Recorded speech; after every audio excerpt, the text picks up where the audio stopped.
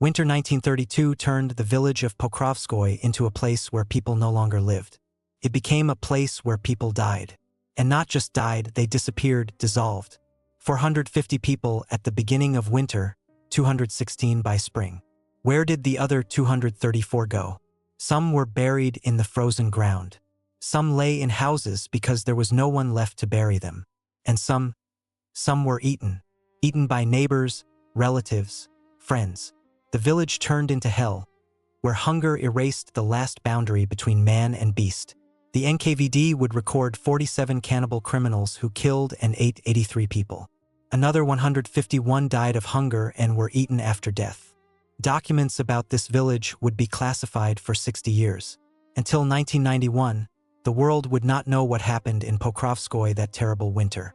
If the story interests you, subscribe to the channel so you don't miss other no less shocking stories about the Soviet era that were hidden for decades. Kharkov region, October 1932. The village of Pokrovskoye stands in the middle of endless fields, far from major roads, 15 kilometers from the district center. An ordinary Ukrainian village. Whitewashed huts, vegetable gardens, a church closed since 1929, a collective farm office, a school, 450 residents. Collective farmers, their families, children, old people. Until this autumn, they grew wheat, rye, sunflowers. The soil is black earth, fertile. But the harvest of 32 did not save the village. It was taken away completely. It began on October 18th. Commission arrived from the district. Chairman of the district executive committee Pavel Sergeyevich Kovalenko, about 40, a sturdy man with a stern gaze. Authorized for grain procurements Ivan Fyodorovich Lysenko, thin, nervous, with a briefcase of papers, 5 activists, and a brigade of food detachment members. 12 people with rifles. They held a meeting on the square in front of the office. They rounded up everyone from young to old. Kovalenko spoke loudly, gesturing broadly. Comrade collective farmers, the grain procurement plan for your collective farm is 3,000 poods. That's 1.5 times more than last year. The state needs bread for the workers, for the army, for export. Without bread, we won't build socialism. Grigory Ivanovich Koftin, 58, a former frontline soldier from the Civil War, a stocky old man with gray mustaches, stood up. Comrade Chairman, our harvest is less than last year's. There was a drought, half the crops burned, we gathered 2,400 poods. How can we deliver 3,000? Kovalenko looked at him coldly. That's your problem. The plan is approved by the district party committee. If you don't fulfill it, you'll go under the article for sabotaging grain procurements. Lysenko added, pulling papers from his briefcase. Kulaks always have grain. They hide it in pits, in cellars, under floors. We'll search every house, find everything. The collective farm chairman Pyotr Dmitryevich Chernenko, 43, a tall, thin man, stood up. But comrades, if we hand over everything, people will have nothing to eat. Winter is ahead. Spring is far away. Chernenko, Kovalenko interrupted him sharply. Whose side are you on? The collective farms or the kulaks? One more word against the plan, and you'll go to the district department to explain. Chernenko sat down, understanding that arguing was pointless. The decision was made somewhere higher up. You could only obey or become an enemy of the people. For 3 days, the confiscation went on. The food detachment members went from yard to yard with Lysenko, taking grain, flour, groats, even seeds for spring sowing. They searched barns, cellars, underfloors, attics. They probed the ground in yards with iron rods, looking for hiding places. They found hidden grain at 3 households, listed them as kulaks, threatened arrest. Maria Stepanovna Lysenko, 32, a widow with 3 children, Katya 9 years old, Petya 7, and Nastia 5, tried to hide a sack of wheat under hay in the barn. The food detachment found it, took the sack, led her to the office. Citizen Lysenko, do you understand that you're sabotaging grain procurements? Lysenko pounded his fist on the table. You could get a term for this. I have 3 children. Maria cried. What will I feed them this winter? You'll get rations by Labor Days. You need to work better. What rations if there's no grain left in the collective farm? Lysenko looked at her irritably. I'm warning you for the last time. One more anti-Soviet statement, and you'll go to Siberia with your children.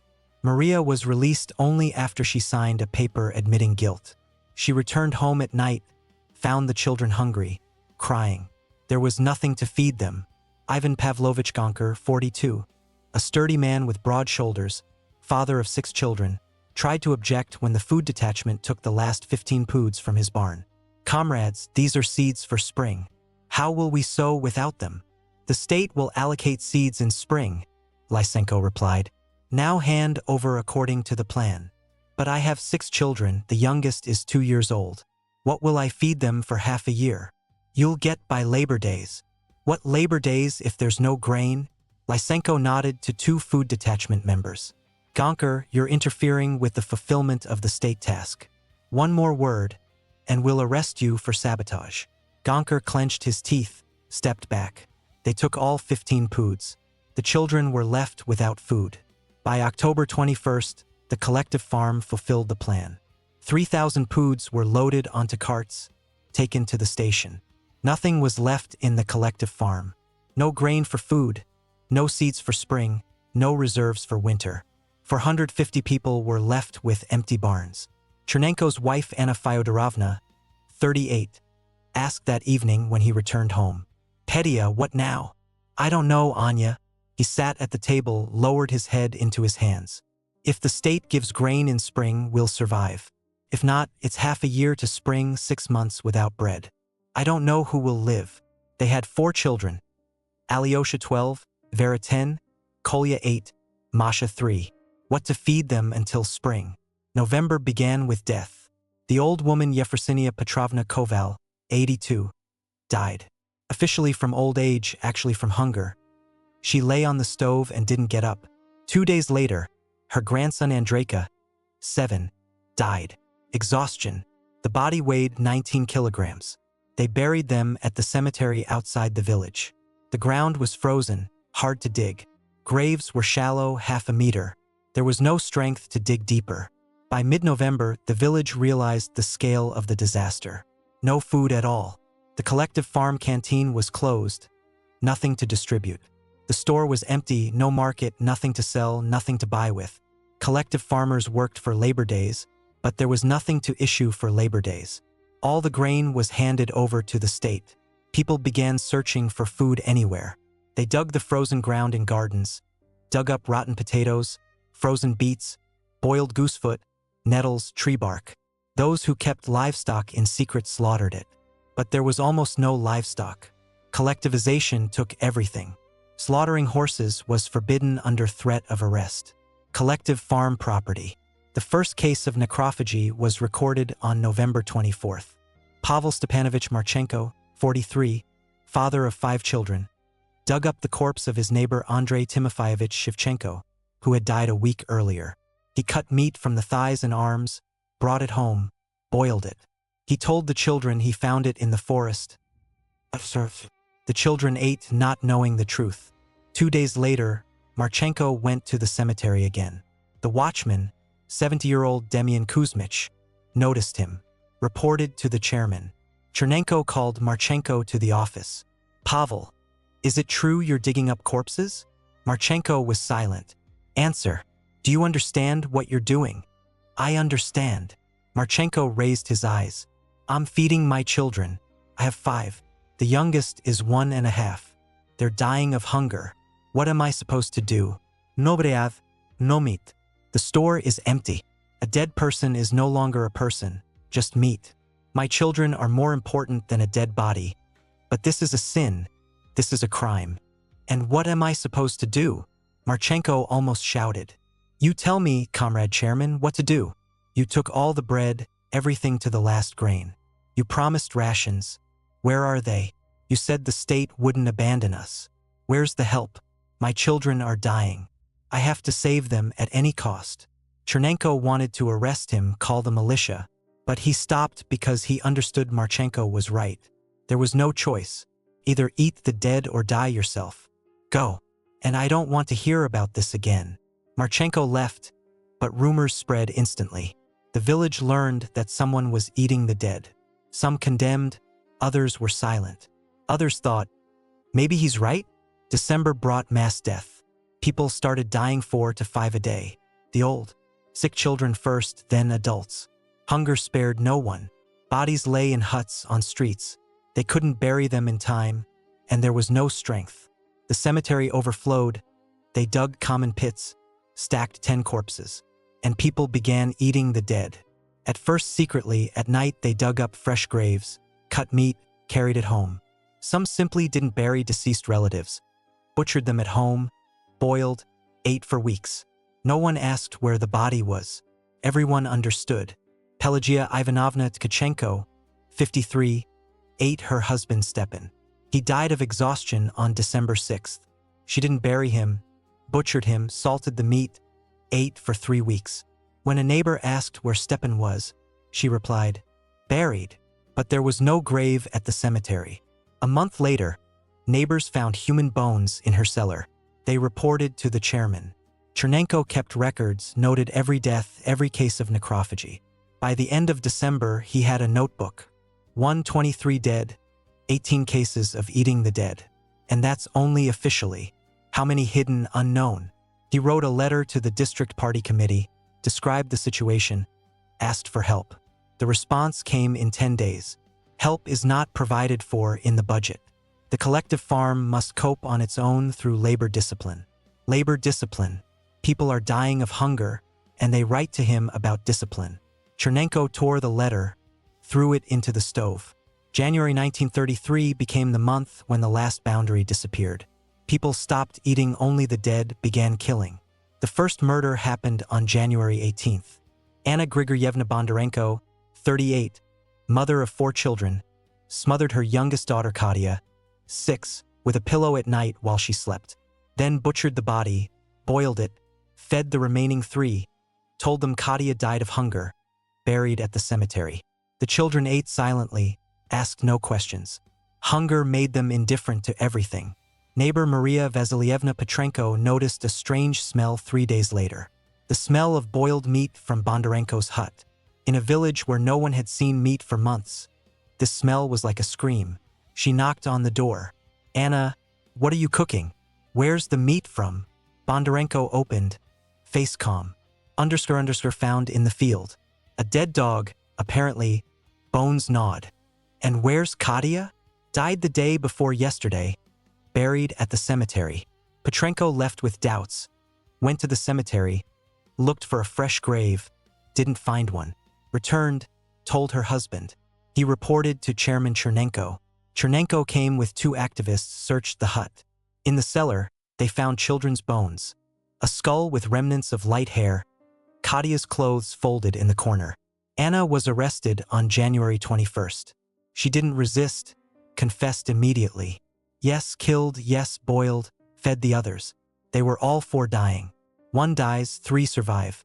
Fair. "You killed your own child?" Chernenko couldn't believe it. "I saved the other 3. If I did nothing, all would die. This is right." She was sent to the district OGPU department on January 22nd. Interrogated for a week, protocol drawn up. The case expedited, no long proceedings. Trial by OGPU Troika on February 9th. Sentence. Execution. Carried out on February 12th in the yard of the Kharkov prison. The 3 children were taken to an orphanage. 2 died there of exhaustion in the first week. Only the eldest son Petya, 9, survived. After Bondarenko's arrest, the village understood. The authorities know about cannibalism but can't stop it. Hunger is stronger than laws, and people began killing more often. Ivan Pavlovich Gonker, 42, killed his youngest son Misha, 2, smothered at night on January 24th. Butchered, boiled, fed the remaining 5 children. Wife Daria knew, was silent. What could she do? Report. All 6 die. Daria Semyonovna Kovalenko, about 40, killed her neighbor, old woman Marfa Kuzminikna, 78. Came supposedly to borrow salt. Hit her with an axe on the head. Butchered, carried away the meat. Marfa was missed a week later. Found a skeleton in the hut. Gnawed. Bones in the corner. Daria was arrested on February 3rd. She confessed, "My family or her?" She was dying old. February became the month of organized murder. A gang of 5 formed. Stepan Grigorievich Markov, 34, Alexei Ivanovich Kravets, 38, brothers Pyotr and Andrei Shevchenko, 26 and 29, and woman Raisa Fyodorovna Kuzmenko, 42. They hunted lonely people walking the road to the neighboring village. Attacked at night, killed, butchered bodies in the forest, divided the meat. In a month, killed 6. They were caught on March 7th. One victim, Ivan Maximovich Gritsenko, managed to scream. The scream was heard by collective farmers. They ran, saw 5 with knives over the body, tied them up, brought to the chairman. All 5 confessed, told in detail. Stepan Markov even smirked. "Comrade Chairman, we're not alone. It's the same in every yard. We're just more organized. You're a gang of murderers. We're survivors. Soon everyone will be like this." The 5 were sent to the district GPU on March 8th. Shot without trial 3 days later. Bodies buried in a common pit. But Markov was right. By the end of February, cannibalism became widespread. The school closed on January 27th. Teachers died. Children stopped coming. In mid-February, 4 children's corpses were found there. Gnawed. Chernenko ordered the building boarded up. A week later, the locks were broken. Found 3 more adult corpses. The church, closed in 29, was also used. People came with corpses, butchered on the stone floor. A month later, the smell from there was such that you couldn't stand nearby. Chernenko kept records. Map 173 dead, 32 murders, 47 cases of cannibalism, eating the already dead. Population reduced to 277 people. 4 to 5 died every day. He wrote a second letter to the district committee, described everything in detail. Response came on March 14th. Stop panic moods. Hunger case. Consequence of sabotage by Kulak elements. Conduct purge. Strengthen discipline. Chernenko tore the letter. What purge when the village is dying? On March 28th, a commission from Kharkov arrived in the village. 3. OGPU authorized Major Alexander Petrovich Sokolov, 40, tall, graying man with a stern face. District Committee Instructor Sergei Vasilyevich Kravchenko, 32. Dr. Maria Ivanovna Pavlenko, 28. Arrived by car, got out near the office. The village met them with dead silence. Streets empty, windows boarded up. Only a Swedish smell, the smell of death. "Where is everyone?" asked Sokolov. "Hiding," replied Chernenko, who came out to meet them. Thin as a skeleton, gray face, hollow eyes. Afraid of each other, afraid.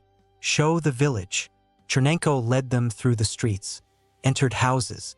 In one, 4 corpses on the floor untouched. Just died. In another, a woman's skeleton on the bed. Gnawed. Nearby, 3 living children with empty eyes. In the third, a man boiling a human hand in a pot. Showed. Found on the street. A dead man lay. Dr. Pavlenko went out, vomited. Kravchenko paled.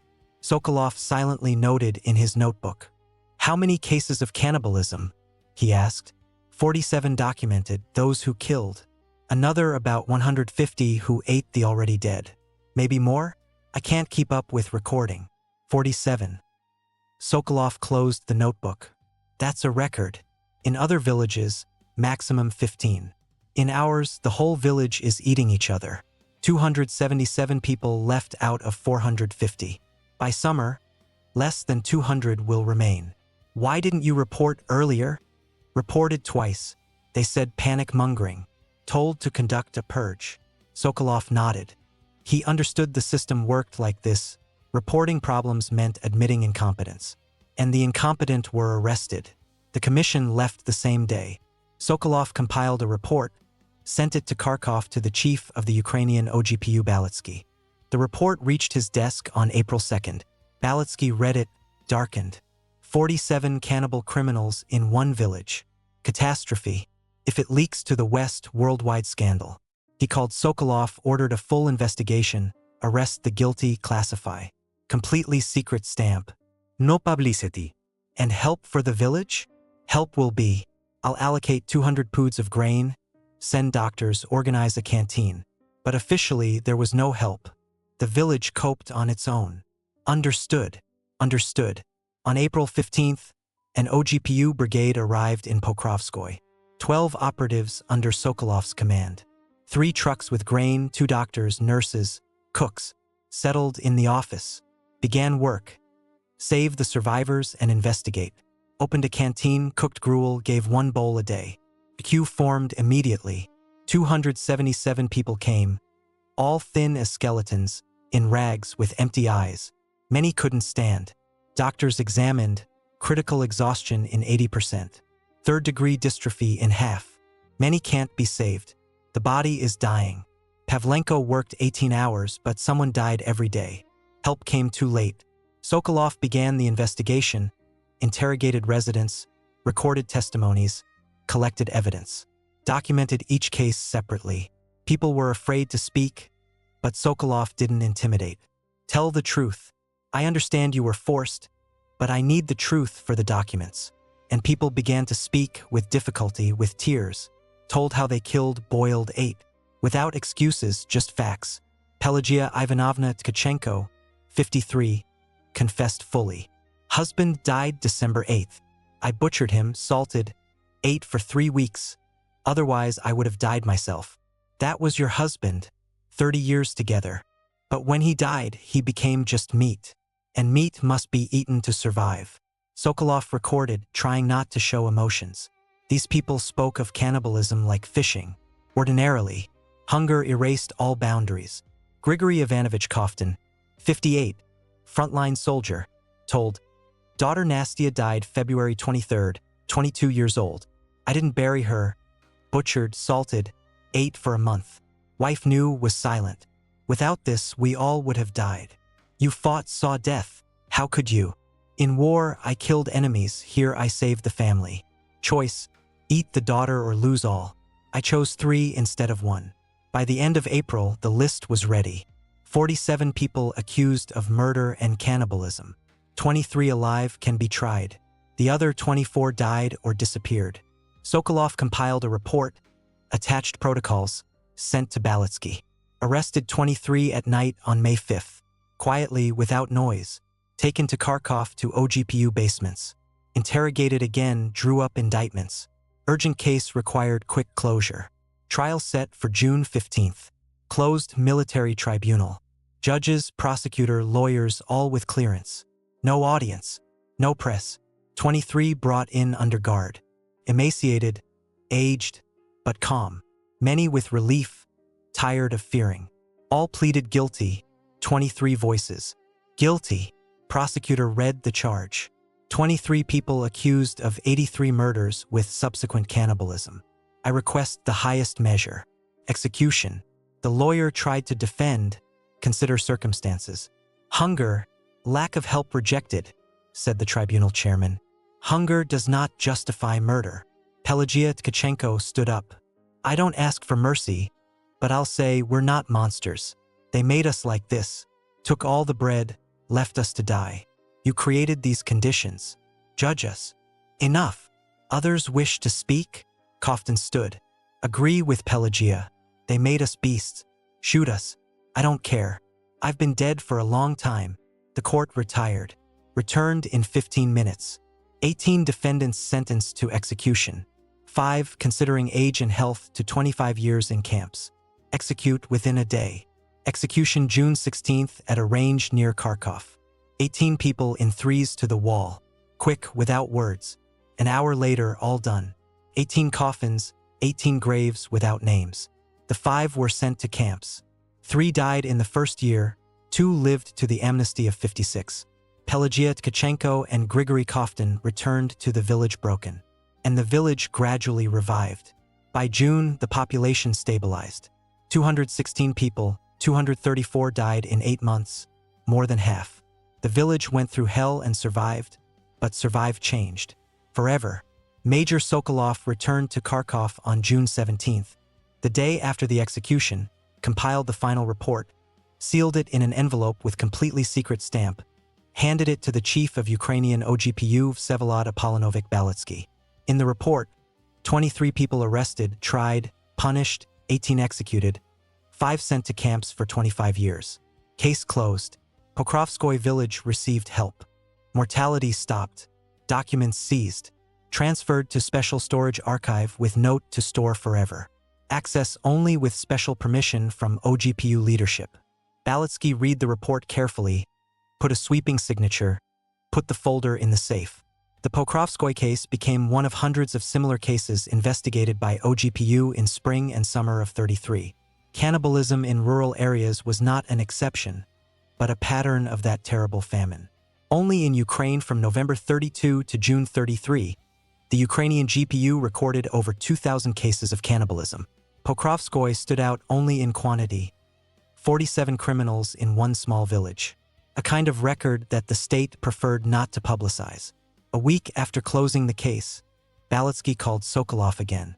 "Alexander Petrovich, how do you assess the situation in Pokrovskoy now? Stabilized, Comrade Commissar. The canteen is working, doctors in place. Mortality practically stopped. Population 216 people. No one left to die. Good. And what about the moral state of the remaining residents?" Sokolov paused, choosing words. "Heavy. People are broken. They survived hell, saw the death of relatives, neighbors. Many ate human flesh themselves. This trauma will stay with them for life. But they are silent. Silent, afraid. Know that talking about it is dangerous. That's good. Let them be silent. In a year, they'll forget. In 2, they'll start living normally. The main thing is that nothing leaks to the West. Imagine the scandal if they learn about the cannibal village in the Soviet Union." Sokolov nodded. He understood the logic. The state could not admit the scale of the tragedy. It would destroy the image of a great country building a bright future. Therefore, everything was classified, hidden, hushed up, and the people who survived the nightmare were forced to be silent under threat of arrest. In Pokrovskoy, meanwhile, life was slowly getting back on track. The canteen worked regularly. They issued 2 bowls of gruel a day. Not much, but enough not to die. Doctors treated the exhausted, distributed vitamins, fought epidemics of scurvy, typhus, dysentery. By the end of June, mortality dropped to 1 or 2 a week. Mostly old people and seriously ill died. Their bodies were so exhausted that recovery became impossible. But mass death stopped. The village breathed. Chairman Pyotr Dmitrievich Chernenko worked 20 hours a day, organized spring sowing on surviving fields, distributed seeds sent from the district, supervised the canteen, compiled endless reports, and kept lists, 3 notebooks hidden in the safe. First, list of the dead. 234 names with dates of death. Second, list of arrested. 23 names with notes on each's fate. 18 with red note executed. 5 with note camp 25 years. Third notebook, list of cannibalism cases with detailed description of each. Who, when, whom. Chernenko hid these notebooks deep in the safe, afraid someone would see. He understood such records were dangerous. Officially, there was no famine. There were isolated cases of malnutrition due to poor organization of collective farm production and sabotage by Kulak elements. But not mass famine that took half the village's population. This contradicted the official party line. So it couldn't have been. In July, a new commission from the district party committee arrived. Checked the progress of spring sowing, the state of collective farm economy, restoration of livestock. District Committee Secretary Nikolai Fyodorovich Stepanov, a sturdy man about 50, with a heavy gaze, asked Chernenko in the office, "Comrade Chairman, how many collective farm members now?" 216 people, Comrade Secretary. And last autumn, there were 450. Stepanov frowned, took out a notebook, wrote the figures. Loss over 50%. Where did the people go? Chernenko understood the answer had to be correct, carefully worded. Mortality from various diseases due to poor organization of collective farm production. Also, some residents left for other regions in search of work. Diseases, Stepanov repeated slowly, looking Chernenko in the eyes. Not hunger. There is no hunger in the Soviet Union, Comrade Secretary. Comrade Stalin has said so repeatedly. Correct. Stepanov nodded approvingly. And in reports write exactly that. Not died of hunger, but died of diseases. Clear? Clear, Comrade Secretary. Stepanov closed the notebook, looked out the window at the empty square. The village looks extinct. No people on the streets. Working in the fields. Spring sowing. Can't waste time. Understood. Well, Comrade Chernenko, I hope the harvest will be better in autumn. And no more malnutrition. "We'll try, Comrade Secretary." After the commission left, Chernenko rewrote all reports. Crossed out the word hunger, replaced with exhaustion due to diseases. 234 people died not from hunger, but from various diseases caused by poor work of the collective farm chairman, i.e., his fault. He accepted this formulation because the alternative was worse. Arrest for anti-Soviet propaganda, accusation of slandering the state, execution or camps. Many collective farm chairmen were already in prisons for writing the truth about the famine. Chernenko wanted to live, restore the village, help the survivors, so he was silent. Spring sowing went with enormous difficulty. People were catastrophically short. Out of 450 workers, 216 remained, of which only 80 were actually able-bodied adults, men and women. The rest were children, old people, sick, disabled. 80 people plowed, sowed, harrowed from dawn to dark 7 days a week. Almost no horses left. Out of 15 collective farm horses, only 5 survived. The rest died of exhaustion or were secretly slaughtered for meat in winter. People harnessed themselves to plows, pulled, fell from fatigue, rose, pulled again. Seeds were short. What was sent from the district, 120 poods of wheat and 80 poods of rye, covered only 60% of the sowing area. The rest of the fields remained unsown. For the first time in the collective farm's history, a third of the land stood empty, overgrown with weeds. No strength, no people, no seeds. The collective farm was broken. But people worked because they understood. If they don't sow in spring, there will be famine again in autumn, and the village won't survive a second such winter, all will die. So they worked despite pain, weakness, despair. Fell in the furrow, rose, worked again. Survival required efforts, superhuman efforts. By early June, the village began to change externally. The canteen worked steadily. People stopped dying of hunger. Strength appeared for simple tasks. Fix a fence, whitewash a hut, plant a garden. Children who survived the winter began playing on the streets again. Quietly, cautiously, not like before, but somehow. Life returned to the village drop by drop, grain by grain. The school opened on June 20th. Appointed a new teacher, Anna Petrovna Sergeeva, 23, graduate of Kharkov Pedagogical Technical School. She arrived from the district center full of enthusiasm, faith in a bright future, desire to teach children. The first day in Pokrovskoye shocked her. 37 children came to classes. A year ago, 128 studied at the school. The rest died. The children who came were thin, exhausted, in patched clothes, with old people's empty eyes.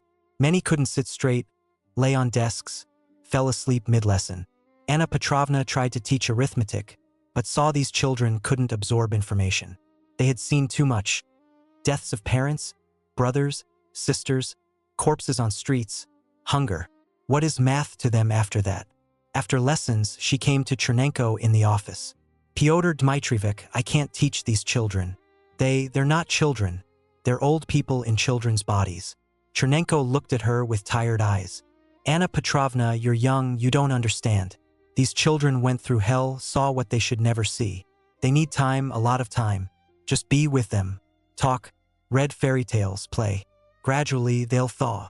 But the program, the lesson plan. Forget the program. Now the main thing is to return their childhood a little." Anna Petrovna obeyed. Stopped teaching math and reading, began just talking to the children, telling fairy tales, singing songs, playing simple games. Gradually, very slowly, the children began to come alive, smiled, laughed, became children again. Not immediately, over months, but the process started.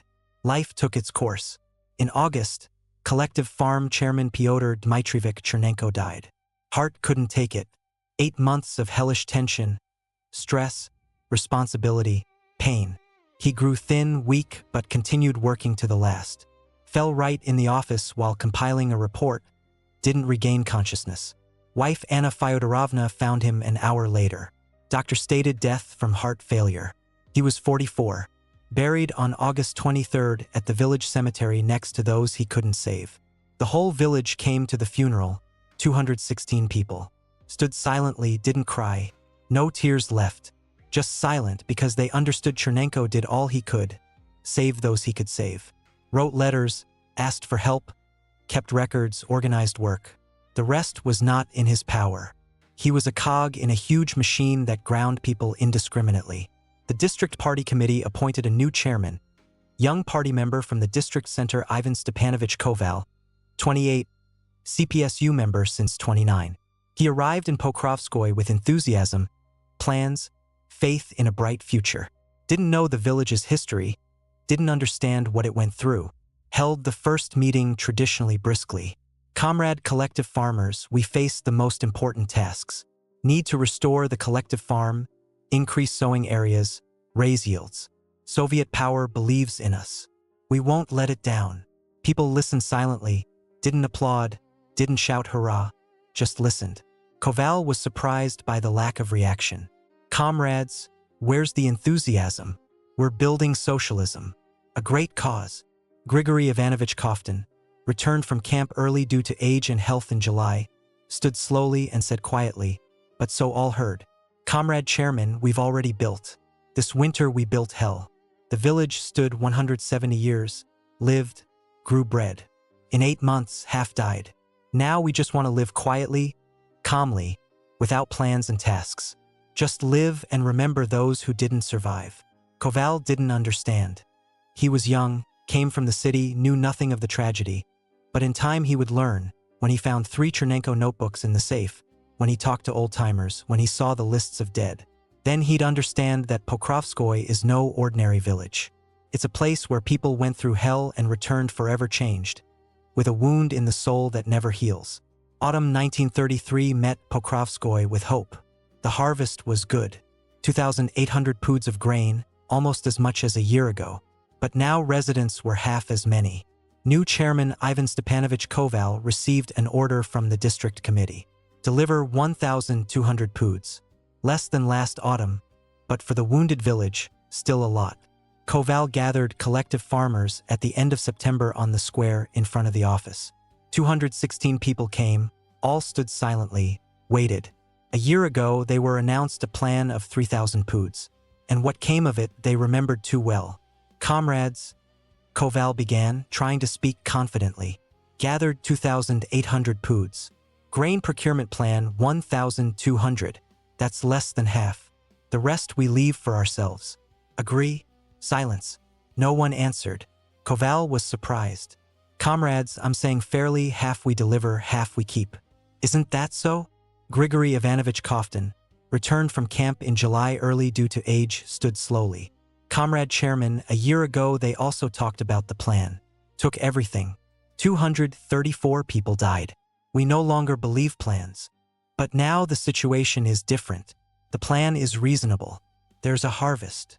A year ago there was a harvest too, and the plan was called reasonable. Then half the village in the ground. No, Comrade Chairman, we don't want to repeat. Koval was confused. In the district committee, they prepared him for work with enthusiasts of socialist construction. But here he faced distrust, fear, pain. He called the district committee, reported. Secretary Stepanov answered harshly, Comrade Koval, the plan must be fulfilled.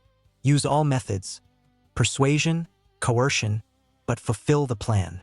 But the village survived a terrible famine. There was no famine.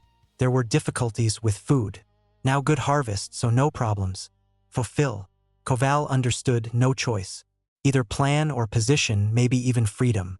He began confiscation, went yard to yard with activists, took grain by norm, kept records.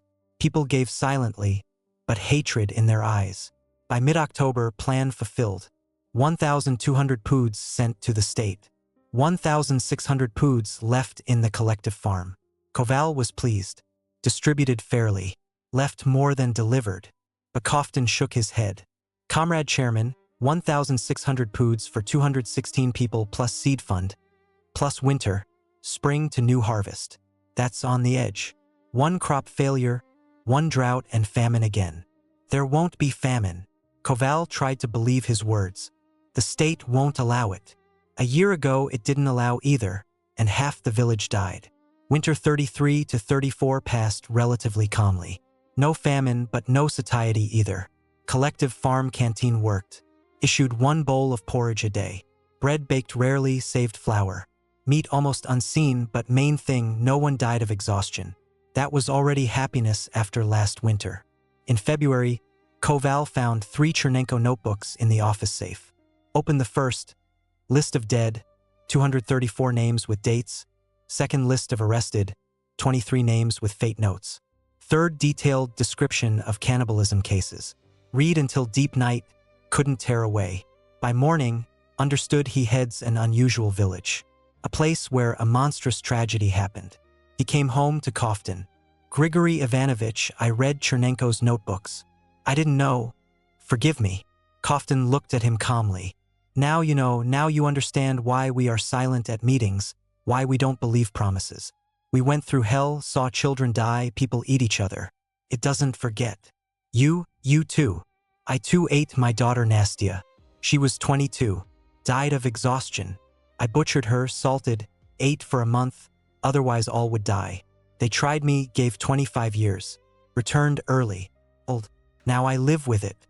Remember every day. Koval was silent. What could he say? What words of consolation for a man who ate his own daughter? I won't take all the bread anymore, he said quietly. I promise, even if the plan increases. A promise is worth nothing, Koftin smirked bitterly. They'll remove you, imprison, shoot, and another will come who'll fulfill the plan. Then what to do? Nothing. Just live and remember those who died. That's all we can. Spring 34 began spring sowing. Went more organized than a year ago. People still short but worked more coordinated. Sowed 2/3 of fields. Third still empty but better. In summer 34, resettlers began arriving in the village. The state organized a program to populate depopulated villages of Ukraine and North Caucasus. Sent Russian peasants from central regions of Russia. Gave empty houses, land plots, benefits. Officially called Help in Restoring Agriculture. 30 families arrived in Pokrovskoye, 120 people. Settled in houses where all residents died. There were more than 50 such houses. Resettlers came with hope for better life. Promised land, work, prosperity. They didn't know the village's history, didn't know what happened here a year ago. Ivan Petrovich Smirnov, 32, arrived with wife Maria, 28, and 3 children from Ryazan region. Settled in the house that belonged to Anna Bondarenko. Smirnov was told only that the previous owner died. House empty. First days rejoiced, sturdy house, big garden, good land, but then noticed oddities. Local residents silent, withdrawn, avoid communication. Silence on streets, even children play quietly. Don't go to church, though it was reopened. And no one tells about the past. Ask where previous owners? Answer shortly, died from what? From illness. And that's it. Smirnov asked neighbor Koftin, Grandpa, what happened to the previous owners of the house? Why did they die? Koftin looked long, then said, better not ask, son. Past is past. Live in the present. But I want to know. Wife says it's heavy in the house. Children afraid. Koftin sighed. Want to know, you'll know. Anna Bondarenko killed her daughter Katya. 6 years. Smothered, butchered, boiled, fed the other children. In winter 33, when famine was, Anna executed, children died. House empty a year. Now you're in it. Smirnov paled. She killed a child. Killed. And not her alone. Almost in every house someone killed and ate someone or ate the already dead. Famine was terrible. People went mad. Smirnov returned home, told wife. Maria cried, I can't live here. A child was killed here. Went to Koval. Asked for another house. Koval spread his hands. Other houses no better. Almost in every one something. Truncated 5,740 characters. Buried at the edge of the cemetery, farther from other graves. It was customary to bury those who engaged in cannibalism separately. About 10 people came to the funeral, mostly workers from the nursing home and the collective farm chairman by duty. Old-timers didn't come, didn't want to forgive. Koftin died in 1960, 84 years. Buried next to Pelagia at the edge. Even fewer people came to his funeral. Villagers thought he got what he deserved, 23 years in camps, then 4 years of living. Enough punishment or not enough, who knows? Collective farm chairman Ivan Stepanovich Koval, the same one who arrived in 33 and learned the truth from Chernenko's notebooks, worked in the village until 1965, 32 years of leadership. During this time, the village changed radically. Population grew to 500 people. The collective farm became advanced, received red banners, premiums, awards, built a new school, hospital, house of culture, asphalted the main street, brought gas. Externally, Pokrovskoye became a model Soviet village. But Koval remembered, every day opening the safe, saw 3 Chernenko notebooks, never decided to destroy them. Understood it was memory, terrible, heavy, but necessary. Without memory of the past, easy to repeat mistakes. He hid the notebooks deeper, but kept them. When he retired in '65, passed them to his successor with instruction. Keep, don't destroy, show to no one. The new chairman was Pyotr Andreevich Lysenko, 42, son of that same Maria Stepanovna Lysenko, from whom the last sack of wheat was taken in autumn '32. Maria died in winter '33 from exhaustion. Pyotr survived. Taken to orphanage, raised, returned to the village in the '50s. Now headed the collective farm. When Koval passed him the notebooks, Pyotr read and was stunned. Saw his mother's name in the list of dead. January 27, 1933. Exhaustion. He sat in the office, held the notebook, cried. Never knew how his mother died. Thought just from illness. But here exhaustion, that is hunger. The state took her last sack of grain and she died. 3 children orphaned. 2 died in orphanage, 1 survived. Pyotr survived and now headed the collective farm. Irony of fate. In the '60s, they practically stopped talking about the '33 famine in the village. Few old-timers remembering those events left. Most died of old age. Resettlers of '34 also aged. Their children grew up not knowing the history. For the young generation, Pokrovskoye was just a village with ordinary history. No one told children about cannibalism, about murder, about 234 dead. Taboo worked, but now for another reason. Not fear of repressions, but shame. Shame for what their ancestors did that winter. In the '70s, school began teaching history of the Great Patriotic War in detail with names of heroes, dead, veterans. But not a word about '33 famine, as if it wasn't. History teacher Anna Petrovna Sergeeva, the same who arrived young in '33, now elderly woman 62, knew the truth. She worked in the village 40 years, saw everything, heard stories, understood the scale of tragedy, but was silent because textbooks had not a line about famine. Officially, famine of '32 to '33 didn't exist. There were difficulties with food due to poor organization of collective farm production, no more. Once in '78, 10th grade student Viktor Petrenko, grandson of the chairman, asked her after lesson, "Anna Petrovna, Grandpa says in '33 there was terrible famine in the village. Half residents died. Is it true?" Anna Petrovna froze. What to answer? Tell truth means break taboo. Tell what not supposed to talk about, lie, betray memory of dead. Victor, she spoke cautiously. There were hard times, crop failure, food problems. People died of diseases. But that's past. Now we live in different time. But Grandpa says people ate each other. Cannibalism was. Anna Petrovna paled. Vitya, not everything old people say needs repeating. Their memory confuses. Old age, study history from textbook. Victor left dissatisfied. Came to Grandpa Pyotr Andreevich. Grandpa, Anna Petrovna says you're lying about famine. Not lying. Pyotr looked at grandson seriously. It all was famine, deaths, cannibalism. My mother died then, your great-grandmother, from hunger. But can't talk about it openly, dangerous. The system doesn't like truth. Why can't? Because truth is terrible, and state doesn't want to admit it allowed death of millions. Easier to hush, forget, pretend it wasn't. But that's wrong. Right, wrong. World more complex than seems. Remember, our village survived tragedy. 234 people died in 8 months. That's more than died in war.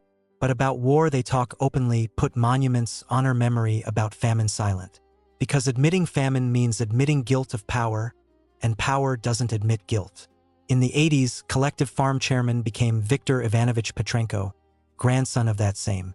He was 28, just finished Agricultural Institute, full of enthusiasm, plans, ideas. Grandpa Pyotr passed him 3 Chernenko notebooks with words, "Keep, this is village memory. Terrible but real." Viktor read notebooks overnight. In morning came to Grandpa pale. Grandpa, is this true? All was. I survived by miracle. Mother died of hunger. Taken to orphanage, raised, returned. Now you must remember why we silent. Why not put monument, not tell people? Because dangerous. System doesn't forgive truth. Start talking can remove from position accused of anti-Soviet propaganda. Better silent and remember inside. Victor was silent, but decided someday truth will come out. When system changes, one can talk openly, he'll tell, put monument, open museum, publish Chernenko notebooks. People must know. In 1985, Gorbachev came to power. Perestroika began, glasnost, opening archives. In 1987, allowed to talk about repressions, about famine, about crimes of Stalin's regime. Victor decided, time has come. He organized collective farmers' meeting, invited all old-timers, those few still alive and remembering 33. Only 5 left out of 216 who survived famine. At meeting, Victor told about Chernenko notebooks, read aloud list of dead 234 names, list of arrested 23 names, told about cannibalism, murders, sufferings. Hall listened in deafening silence. Many cried. Youth didn't believe how possible. Old people confirmed. Was all was. Even worse than told. After meeting, Victor proposed, need to put monument to famine victims on Central Square with names of all 234 dead. So remember, voted for overwhelming majority against several resettlers ashamed that their village associated with cannibalism. But majority voted for memory. In 1989, monument installed simple gray granite obelisk 3 m high with inscription to residents of Pokrovskoye village who died from famine 1932 to 33. Remember, mourn, won't forget. On marble slabs attached to pedestal, engraved 234 names. Opening happened November 27th on Day of Memory for Holodomor victims established in Ukraine. Whole village came, 500 people. Priests served panikita, read names. Many cried, not only old but young. Memory passed from generation to generation and now gained material embodiment. Viktor Petrenko spoke, Comrade villagers, today we open monument to those who died in terrible winter 33. 234 people, more than half the village. They died not in war, but from famine created by state taking all harvest. We were silent about this 60 years. Afraid, ashamed, but can't silent anymore. Memory of victims must live so such never repeats. Plodded long. For first time in 60 years, talked openly about tragedy, without fear, without shame. Village freed from silence. In 1991, when Soviet Union collapsed and KGB archives opened for researchers, historian Viktor Sergeyevich Danilov arrived in Pokrovskoye from Kiev. He specialized in studying 32 to 33 famine, collected materials for book. Heard about Pokrovskoye from colleague who mentioned village with abnormally high cannibalism cases. 47 criminals in one small village. Record even by standards of that terrible time. Danilov arrived in October 91. Village met him warily. Chairman Viktor Petrenko received in office, listened to request for access to archival documents. Silent long, thought, then opened safe, took out 3 worn notebooks. Here are Chairman Chernenko's notebooks. He kept records of dead, arrested, cannibalism cases. These notebooks passed from chairman to chairman 60 years. We keep as memory. You can study, but with condition changed names of living people. Too much pain still left. Danilov read 3 days straight without break. 234 names in dead list, each with date.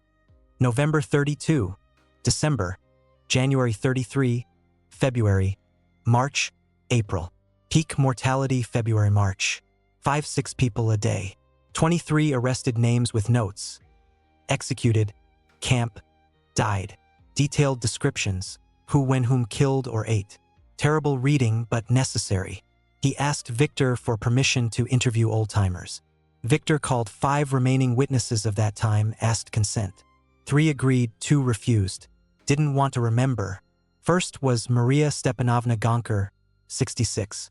In 33 she was 8. Daughter of that same Ivan Pavlovich Gonker, who killed his youngest son Misha to feed the other 5 children. I remember that winter, she said quietly looking out window. Very cold, and nothing to eat. Brothers and sisters died one by one. Remember father brought something, said. Found meat. We ate, didn't ask where, hungry. Then, many years later, learned truth. Father killed Misha. He was 2. Butchered, boiled, fed us. Mother knew, silent. What could she? Either all die or 1 and 5 survive. Father chose 5. I was angry at him many years, couldn't forgive Misha, but then understood. He saved me. I survived, raised 3 children, waited for grandchildren. All this wouldn't happen if Father didn't do what he did. It's monstrous, but truth. Danilov recorded, filmed. Old woman spoke calmly, without hysterics, but tears flowed down cheeks. Father arrested in May 33, tried with 22 others. Executed in June. Mother told only that he convicted. Where, for what, when, not said. Mother died in 47, never knowing where husband buried.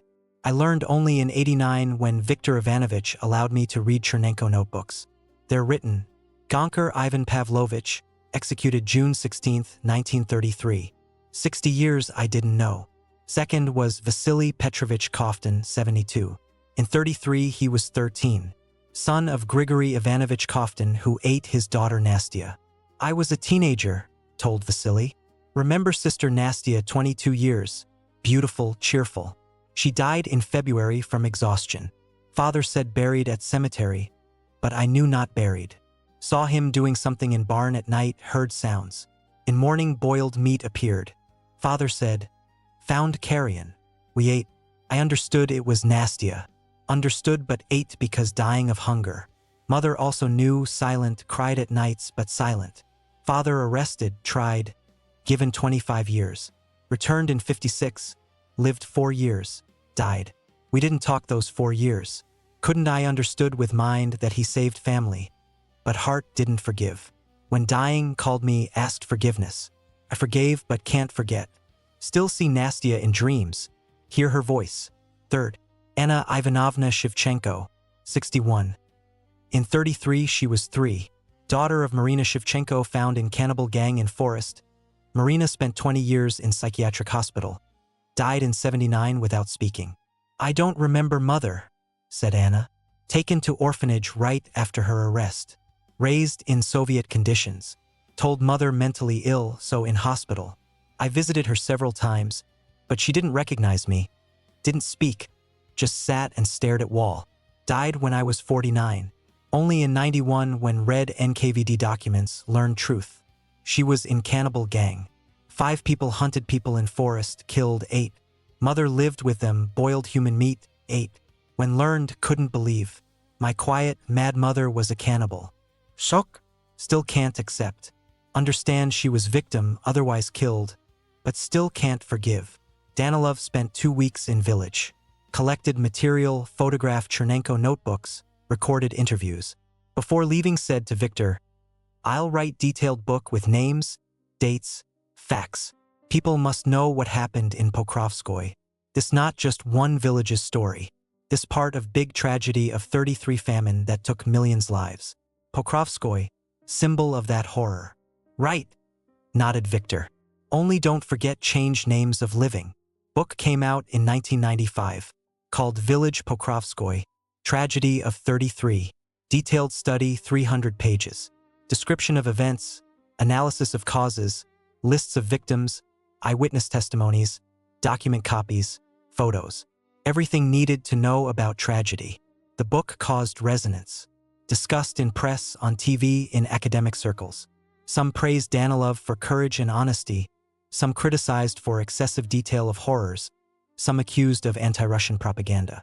Danilov answered calmly, I tell truth, and if truth shocks, need to shock so people understand what state policy leads to taking all harvest from peasants. In 97, Maria Stepanovna Gonker died. 68, stroke. Buried next to Father Ivan Pavlovich, executed in 33. Whole village gathered for funeral. Escorted not just old woman, escorted last of those who gave interview to Danilov. With her death, another thread broke connecting to that terrible winter. In 2003, Museum of Memory for Famine Victims opened in Pokrovskoye, small in 3 halls of House of Culture. First hall about village life before famine. Photos of happy families, tools, household items. Second hall about tragedy. Copies of Chernenko notebooks, NKVD documents, photos of exhausted people found in archives not from Pokrovskoye but conveying atmosphere. Diagrams of houses where murders happened. Third hall recovery. Photos of resettlers building new village, life after war. Museum visited infrequently. School children on excursions once a year, sometimes tourists interested in famine history. Locals avoided, didn't want to remember, but museum existed, and that was important. Testimony that memory alive. In 2008, last famine witness Vasily Petrovich Koftin died. 89. Buried next to Father Grigory Ivanovich at cemetery edge where cannibals buried. Vasily willed to bury him there. Father was cannibal, I son of cannibal. Let us lie together. 300 people came to funeral. Half village. Escorted last who remembered that winter firsthand. With his death, era of living memory ended. No one left who could tell about famine based on own memories. Only records, books, documents, museum and monument on Central Square with 234 names left. In 2013, on 80th anniversary of tragedy, solemn mourning ceremony held in Pokrovskoye. Descendants of survivors came. Scientists, historians, journalists, authorities, representatives. Priests served panakita, read all 234 names. Took 20 minutes. Each name sounded like bell toll. 234 tolls on memory, conscience, heart. Village Council Chairman Pyotr Vasilyevich Gromov, great-grandson of post-war collective farm chairman, spoke. 80 years passed since that terrible time. 80 years our village remembers, mourns, doesn't forget. 234 people died in 8 months. 47 people forced to kill and eat others to survive themselves. 18 of them executed, 5 sent to camps. This tragedy can't be forgotten. State took all bread and left village to die. This history lesson that power indifferent to its people kills more than any war. We remember, we mourn, we won't forgive. Today, in 2025, village Pokrovskoye lives ordinary life of small Ukrainian village. Population 280 people. Most pensioners. Youth leaves for cities, seeks work, better life. Collective farm long dissolved. Land divided among farmers. School closed in 2020. Children go to neighboring village. Store works 3 times a week. Hospital became paramedic point. Village slowly dies natural death, but memory remains. Monument on Central Square stands. Museum works though few visitors. Danilov's book in libraries. Pokrovskoye history known, studied, documented. This part of Ukraine history, part of famine history, part of human tragedy and survival history. Every year, November 27th, on Day of Memory for Holodomor victims, village residents gather at monument. Old people come who heard stories from parents. Young come who know history only from books. Children come whom school tells about tragedy. Candles lit, flowers laid, names read. 234 names. 234 lives cut short in terrible winter 33. 234 reasons to remember. Always remember and never forget. Memory of 33 tragedy didn't let village go. Even decades later, completely different generations felt that between houses on empty streets of Pokrovskoye something unspeakable aloud hovered. In teachers' diaries, in short notes of village librarians, or in archival notes of district newspaper one-day papers, constantly something implicit, painfully hidden, but tangible for everyone who grew here after war. At end of 80s, beginning of 90s, when perestroika and first talks about real history began, many old-timers finally dared tell youth truth. Then, in school and House of Culture, first spontaneous exhibitions memory of 33 appeared. Children wondered, names from monument read to them, and from classes 20 people 3 recognized their ancestors among dead. Resettlers and their descendants listened silently, didn't interrupt. Someone first realized how alive this land's past. In 1990 to 2000, historian Danilov completed his research, and on Central Square of Pokrovskoye memorial plaque with supplemented list of dead appeared. People gathered November 27th on Day of Memory for Holodomor victims and read names aloud. For all Ukraine, this ritual became new tradition, but for Pokrovskoye it was much deeper. Here collective pain resurrected, long suppressed under layer of official lies. Young families those years tried not to leave, stopped themselves, what community could help, housing, kind word. All felt village maturing into another era, And forget tragedy means lose something more important than bread or house. Viktor Petrenko, now retired but still vigorous, took on mission to create school archive, copy Chernenko notebooks, collect memories of last witnesses. Once woman from city came to him dedicated to searching her roots. She read online about Pokrovskoy monument, came to learn if her great-grandmother enlist. In conversations about past and present they spent whole day. Victor told about resistance to authorities, how in 60s closed cannibalism topic, about fear of 1937 and cautious appearance of first publications about famine at end of perestroika. She wrote words in notebook, then said, that this happened terrible, but even more terrible that so many generations forced to silent, afraid even pronounce names of dead. How to live with this further? Victor glanced at gray stone monument. Need not forget, even if state wants oblivion. We hear all witnesses of this silence. At beginning of XXI century Pokrovskoy Museum replenished with new exhibits. Newspaper copies, resettlers' letters, documents brought by young villagers found in grandfathers' chests. Volunteers appeared wanting to conduct excursions for school children. But at House of Culture, sometimes spontaneous circle of former villagers gathered who came from cities for summer. They discussed country news, remembered was, and always returned to same thought. Even if in old age and loneliness all your friends gone. Here in Pokrovskoy memory of them kept not only by people but by land itself. Students and journalists came for sensations but found not them. Silent testimonies, experiences of future, fear for fate of dying village. Here's former school director tells how in Soviet times commissions regularly came to check ideological reliability of history teachers. Checked not facts but emotions. Iron formulation only complication with food. No word about death, especially cannibalism. He wrote on wall of visitor log simple phrase, while we silent, someone else will rewrite truth.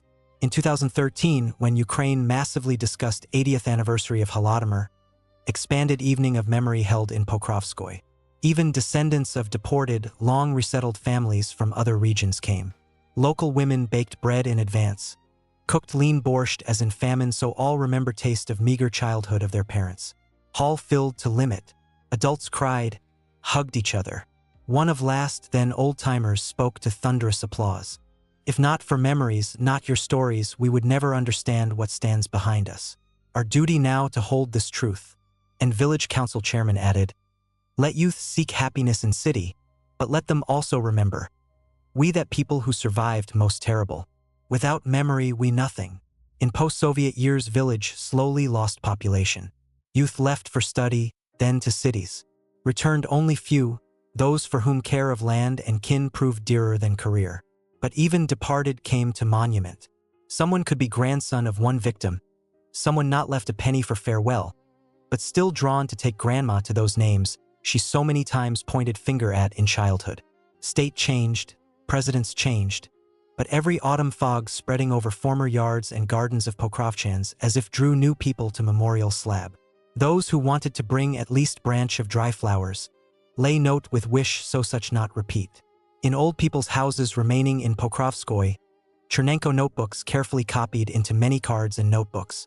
Descendants covered shelves with them so photos of their grandpas and grandmas not forgotten. And in school despite reduction left one lesson a month for family history. Each told about grandma, uncle, great-grand. And always these stories converged at one point. In long and terrible winter 1932 to 33 years when village almost disappeared but memory didn't disappear. Old woman Pelagia Tkachenko returned after amnesty from camps lived long, quietly, almost unnoticed. Told no one to end what experienced then, but before death ordered daughter to write, I don't regret surviving. I regret those I lost didn't live to new spring. Daughter passed this note to museum. Above it hangs sign, to forgive doesn't mean to forget. In recent years in Ukraine several times discussions between scientists, statesmen and descendants of victims about whether to consider 33 tragedy genocide of Ukrainian people. In different regions different opinions sounded.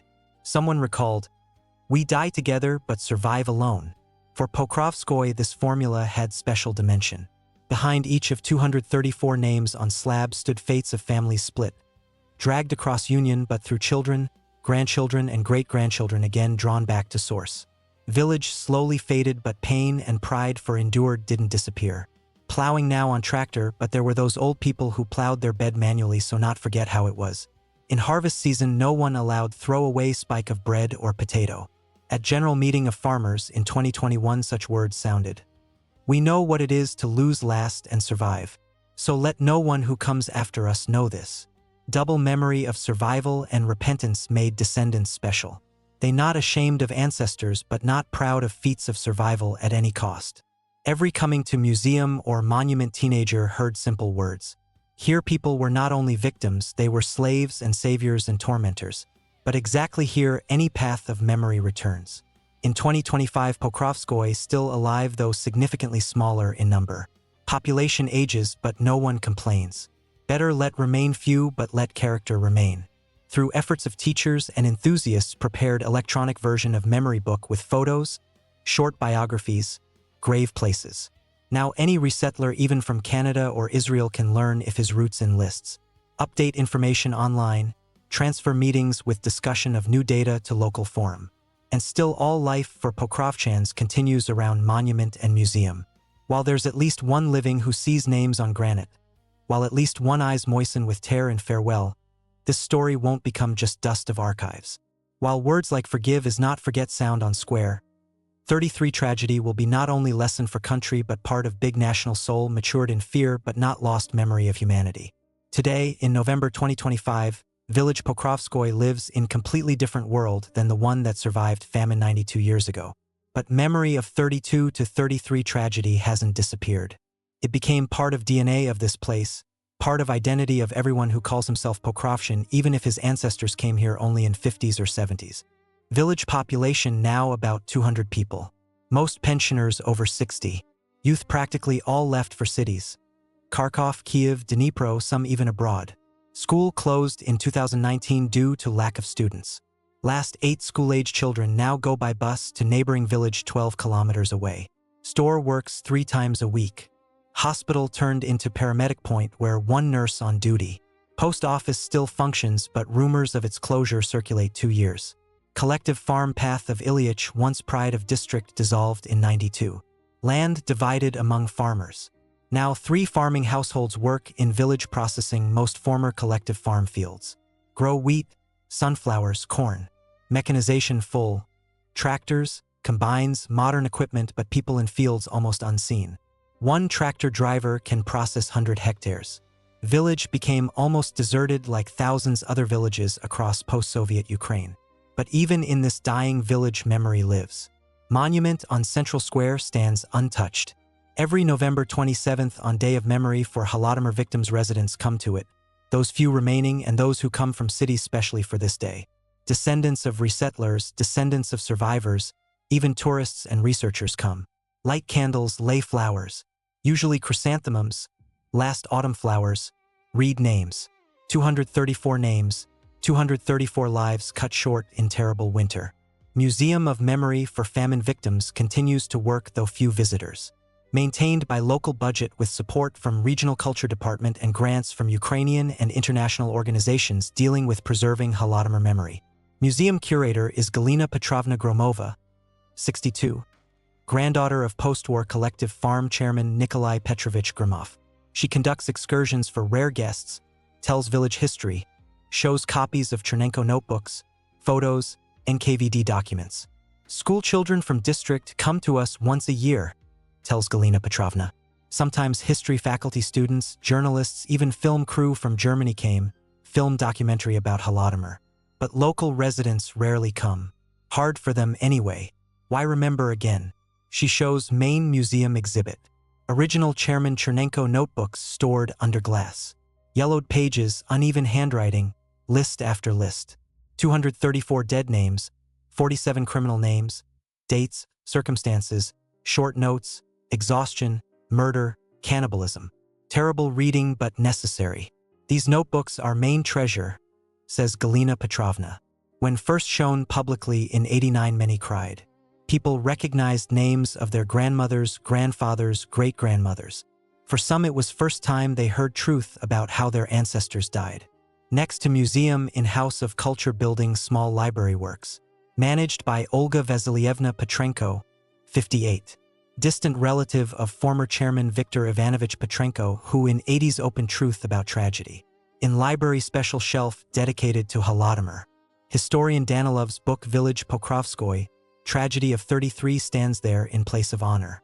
Next, other famine studies, survivors' memoirs, document collections.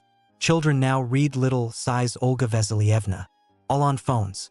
But when come on vacation from city sometimes come, ask about village history. Show them Danilov's book, tell. Someone listens attentively, someone just nods and leaves. But something remains in memory. In 2015, when war began in eastern Ukraine, Pokrovskoye faced new wave of resettlers. Now not from Russia as in '34 but from Donetsk, Luhansk, frontline villages of Donbass. Families with children came, old people, those who lost homes under shelling. Settled in empty houses, helped settle but many didn't stay. Village too quiet, too deserted for those used to city life. Left further to regional center or western Ukraine. But some stayed. Kovalev family, husband, wife and 2 children settled in house on village outskirts in '16. Came from Donetsk when their apartment destroyed by shelling. Andrei Kovalev, 42, former miner, found work in local farming household. Wife Natalia opened small store in addition to existing. Children went to school in neighboring village. Family took root. When we arrived, locals told us about village history, recalls Natalia. About famine, about cannibalism, about 234 dead. I first didn't believe, thought exaggerate, but then went to museum, read Chernenko notebooks, listened to excursion and understood. It's truth. Terrible, monstrous, but truth. We lost home in Donetsk due to war, but these people lost half village due to famine. Their tragedy no less than ours. Kovalev children Masha and Sasha 10 and 12 also know village history. In school told them about Holodomor, showed films, took on excursion to Pokrovskoye Museum. Masha even wrote essay on this topic, got high grade. I can't imagine how it was, she says. Eat dead people, it's horrible. But teacher explained they weren't monsters. They were ordinary people driven to despair by famine. State took all their bread and they died. This guilt not of people but those who gave orders. November 27, 2025 in Pokrovskoye, another memory ceremony passed. Despite cold weather and fine rain, about 50 people came to monument. Almost all village residents, several from cities, descendants of survivors, district administration representatives, priest from neighboring village, lit candles, laid flowers, read names. Priest Father Mikhail served panikita, prayed for repose of dead souls. Then village council head Pyotr Vasilyevich Gromov, great-great-grandson of post-war chairman, spoke. Today we remember those who died 92 years ago in terrible winter 32 to 33. 234 people, more than half our village. They died not in war, not from epidemic, not from natural disaster. They died from man-made famine created by state policy that took all bread from peasants and left them to die. This lesson we have no right to forget. Power indifferent to its people kills. We remember, we mourn, we pass this memory to children so they know human life highest value and no plans, no ideologies worth even one lost life. People stood silently, many cried, then began dispersing but no one hurried. Lingered at monument, talked quietly, remembered. Someone showed children names on slabs, told family stories. Someone just stood looking at gray granite absorbing fine raindrops. Galina Petrovna Gromova, museum curator, said before leaving, "Our village dying. In 20 to 30 years, perhaps no resident left here. Houses collapse, fields overgrow.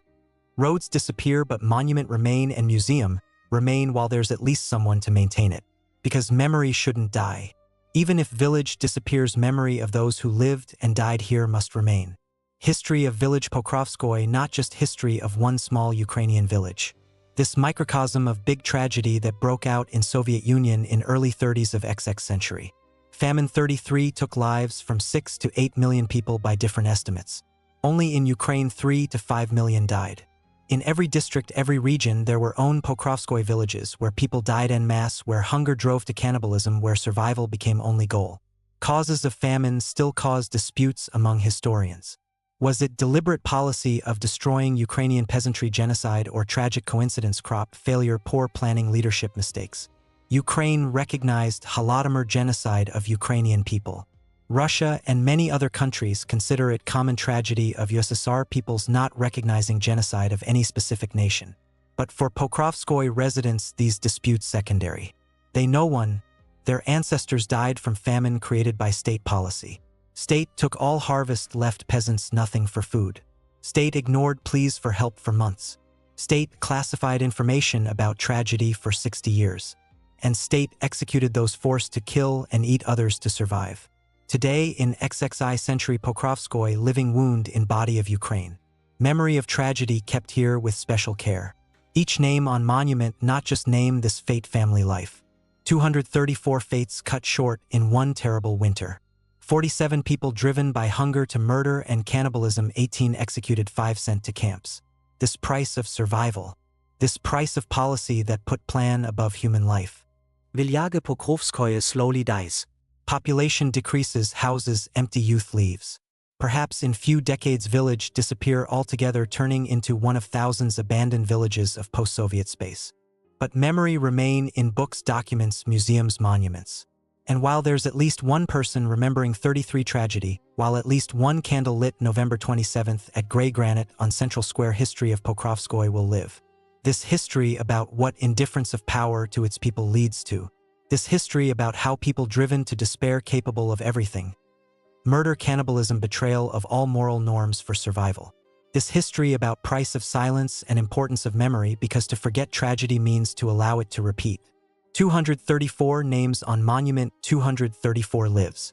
234 reasons to remember, always remember. Never forget.